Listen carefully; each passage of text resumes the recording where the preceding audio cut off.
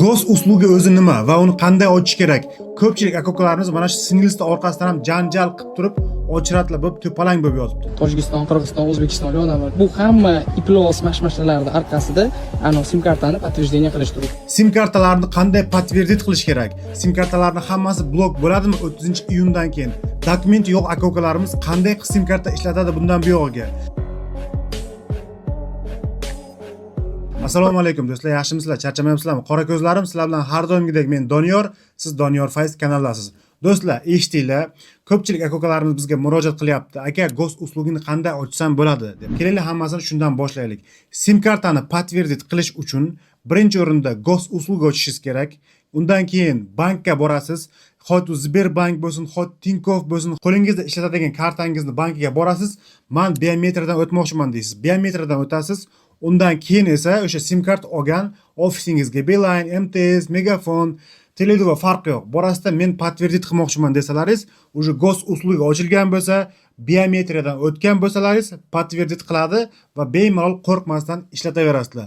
Keyin Ghost uslugini faqat sim karta uchun ochishimiz kerakmi deydigan aka-ukalarimiz savol berishyapti. Yo'q. Ghost uslugi bundan keyin juda ham kerakli programma, ya'ni приложение bo'ladi. Ghost uslugini ochishga hamma musofirda yurganlar majbur bo'ladi. Endi tushuntiraman, biz dokument yurgan aka-ukalarimiz va opa-singillarimiz uchun. Agar dokumentinglar bo'lmasa, sizlar qo'rqayotgan bo'lsalaringiz, mana shunaqa Ghost uslugi ochgan va sim kartasini подтвердить qilgan tanishlaringizga iltimos qilasizlar, bitta sim karta olib beradi, mana shu sim kartani ishlatishda davom etasizlar.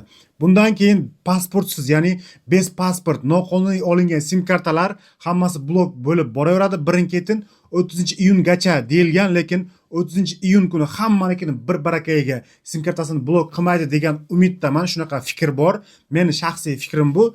Chunki hammanikini baravar blok qilib tashlasa, bu massaviy juda ham qiyin bo'ladi. O'sha uchun bitta hammaniki sekin-sekin asta-asta blok bo'lib ketaveradi. O'sha uchun birinchi o'rinda sim kartalaringizni подтвердить qilib olinglar. Подтвердить qilish uchun nima kerak bo'ladi? Birinchi o'rinda SNILS kerak bo'ladi. Ko'pchilik aka-ukalarimiz mana shu SNILSni orqasidan ham janjal qilib turib, ochratlar bo'lib to'palang bo'lib yotibdi. Tojikiston, Qirg'iziston, O'zbekistonga odaman. Bu hamma iplos mashmashalarning orqasida sim kartani подтверждение qilish turibdi. Do'stlar, SNILSda onlayn olsa ham bo'ladi. Ekranda raqam turibdi. Agar onlayn olmoqchi bo'lgan aka-ukalarimiz bo'lsa, mana shu ekranda ko'rib turgan raqamlaringizga faqatgina WhatsAppdan yozasizlar. SNILS inini qilish bo'yicha murojaat qilishingiz mumkin. Qo'ldan kelgancha yordam beriladi. Undan tashqari SNILS olganlaringizdan keyin Ghost uslugini подтвердить qilish uchun qaranglar, tushuntiraman. Birinchi o'rinda SNILSdan keyin telefon raqami kerak bo'ladi, pochta kerak bo'ladi va pasport danlaringizni kiritasizlar. Mana shularni kiritgandan keyin o'sha Ghost uslugi ochiladi. Ochilgandan keyin kompaniyaga borib bemalol подтвердить qilib olsalaringiz bo'ladi do'stlar. Ko'pchilik aka-ukalarimiz mana misol uchun SNILS inini qildiraman deb moy dokumentga borsalaringiz ham bo'ladi. Faqatgina перевод pasport qilish uchun topshirasizlar, bir kun kutasizlar, 1800, 1700, endi har xil joyda har xil narxlarda qiladi. Chiqqandan keyin moy dokumentga SNILS olmoqchiman deb topshirasizlar, перевод pasport va migratsion kartalaringizni berasizlar, registratsiyalaringizni berasizlar, danlaringizni kirgizadi, keyin 2-3 kundan kelinglar, olishinglar mumkin deydi. SNILSlar chiqqandan keyin borib olasizlar, olgandan keyin kiritib подтвердить qilsalaringiz ham bo'ladi. Undan tashqari ko'pchilik aka-uka opa-singillarimiz vohima qilib bizga yozishyapti. Aka, meni SNILSim подтвердить bo'lmayapti deb. Bu yerda ikkita narsa bor. Birinchisi, ko'pchilik SNILSini eski yashil pasportiga olingan va bugungi kunda Ghost uslugi ochish uchun qo'lingizda turgan Zagram pasportga, yangi pasportga SNILSingizni yangilatib olishingiz kerak. Ekranda ko'rib turgan WhatsApp raqamlariga murojaat qilaverasizlar. Xo'sh, ikkinchi muammo, aka men yangi pasportimga SNILS oldim, baribir ham подтвердить bo'lmayapti deydiganlarga 4 kun, 5 kun vaqt talab qilinadi. Yangi SNILSni danlari bazaga tushishi uchun do'stlar. Buni vohima qiladigan joyi yo'q. Shuning uchun shoshilmasdan konkretni xayoli joyiga qo'yib, sim kartalaringizni подтвердить qilib olinglar. Videoga bitta like bosing va qanaqangidir bir savollaringiz bo'lsa, video tagida kommentariyada yozib qoldiring.